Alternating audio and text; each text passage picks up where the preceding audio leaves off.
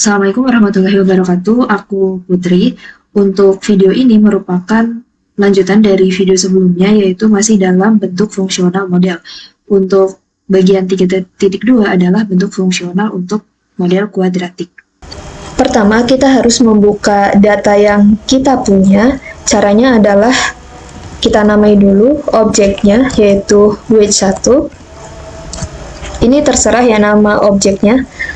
Kemudian kita bisa buka datanya. Kalau misal data kalian dalam bentuk Excel, kita bisa memakai kode read Excel. Lalu kita bisa masukkan alamat file dari data kalian.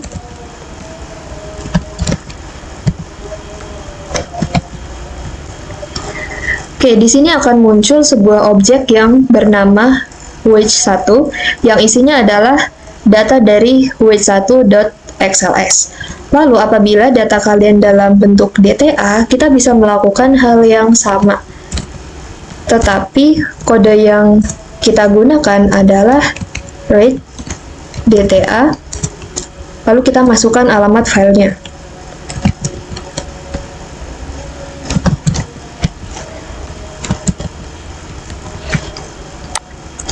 Oke, setelah datanya terbuka, kita harus membuat data tersebut ke dalam format data frame maupun data table. Misal, untuk format data frame itu kita namai objeknya sama saja, yaitu weight1. Kemudian as data frame, kita masukkan objek awalnya, yaitu weight1.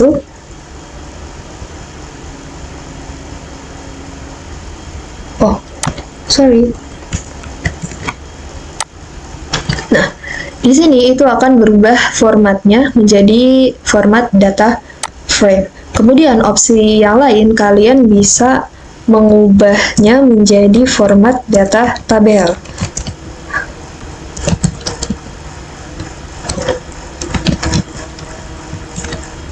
Nah, di sini akan berubah menjadi data tabel.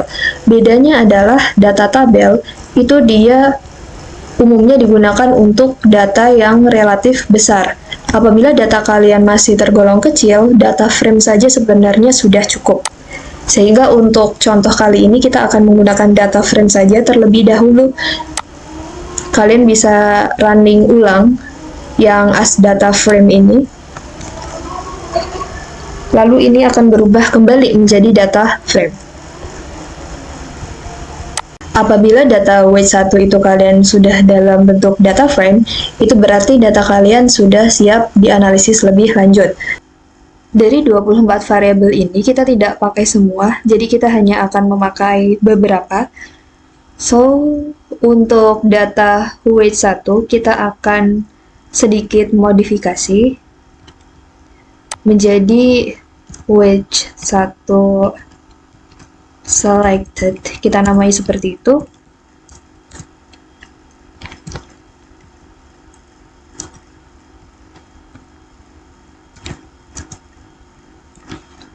Oke, kita hanya akan memilih beberapa variabel dalam weight1. Di sini aku memilih wage, variabel wage, lalu education, experience, tenure, non-white, female, and terakhir yaitu married. Oke, di sini akan terbentuk data frame baru yang hanya berisi 7 variabel terpilih kita. Oke, model dengan bentuk kuadratik itu terbentuk ketika terdapat estimasi awal bahwa ada hubungan nonlinear antara salah satu variabel independen ke variabel dependennya. Misal ada salah satu variabel independen yang diprediksikan awalnya memiliki hubungan positif, kemudian di titik tertentu hubungannya berubah menjadi negatif, ataupun sebaliknya awalnya negatif menjadi positif. Itu merupakan salah satu alasan kenapa bentuk kuadratik itu dipakai. Sebagai contoh, dalam model ini, kita memprediksi experience, salah satu variabel independen kita itu memiliki hubungan non-linear ke gaji yang didapat. Model yang terbentuk adalah sebagai berikut. Kita bentuk dulu modelnya, kita namai ini sebagai EX32A. Lalu, karena variabelnya sama, kita ambil dari atas saja.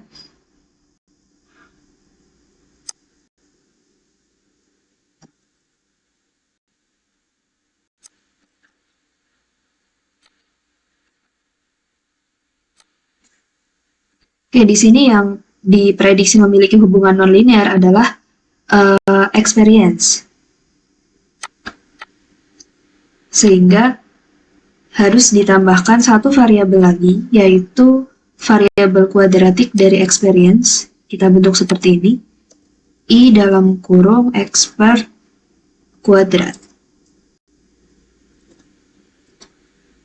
Oke, jadi ada variabel experience yang normal, lalu ada variabel experience yang sudah kita bentuk ke dalam variabel kuadratik. Setelah itu kita bisa run model ini.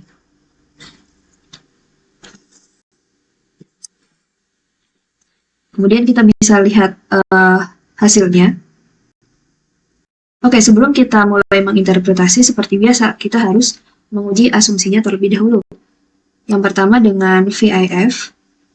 Oke, untuk VIF di sini terdapat nilai yang melebihi 10, tetapi perlu diingat bahwa nilai VIF yang melebihi 10 itu berada dalam variabel kuadratiknya, yaitu experience-nya. Sehingga, meskipun nilainya melebihi 10, ini bukan merupakan indikasi multikolinearitas karena mereka berdua itu memang berasal dari variabel yang sama kan. Sehingga ini termasuk aman kalau untuk variabel kuadratik. Kemudian untuk heteroskedastisitas seperti biasa kita pakai BP test, lalu kita cek terdapat heteroskedastisitas sehingga kita koreksi dulu standar errornya. Kemudian kita rapikan output dengan standar error yang telah dikoreksi dan ini adalah output final kita. Oke, kita akan berfokus pada variabel yang memiliki kuadratik yaitu experience di sini. Cara membaca variabel kuadratik itu cukup berbeda dengan variabel biasanya. Yang pertama kita lakukan adalah kita harus mencari titik balik dari variabel kuadratik ini. Misal persamaan regresinya kan berarti which sama dengan, untuk variabel yang lain kita bisa hilangkan dulu, kita anggap hilang dulu aja.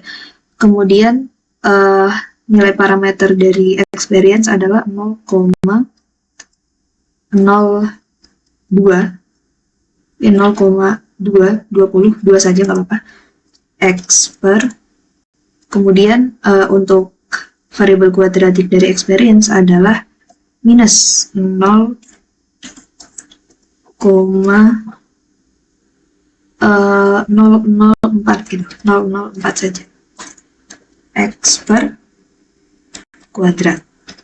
Kemudian, untuk mencari titik balik, kita harus menggunakan turunan pertama.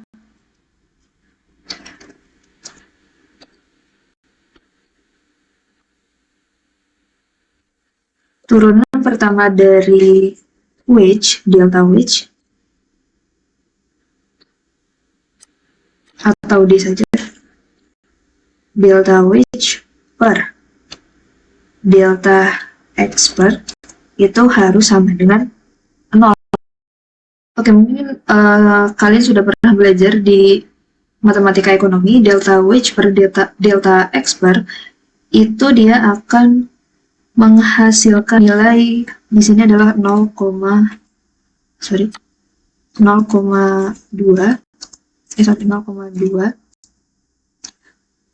minus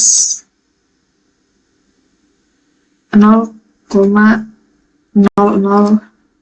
di sini 0,004 dikalikan pangkatnya yaitu 2, jadi 0,008 X per sama dengan 0, sehingga persamaan ini bisa diselesaikan menjadi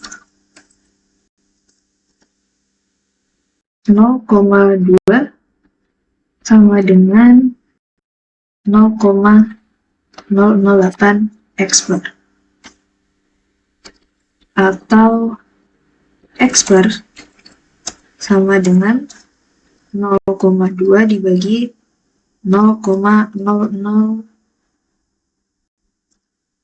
atau 25 kalau nggak salah. Oke, ini adalah titik baliknya, yaitu ketika nilai x bar adalah 25. Oke, selanjutnya adalah kita harus memastikan apakah 25 di sini, atau titik baliknya, itu merupakan titik maksimum atau titik minimum.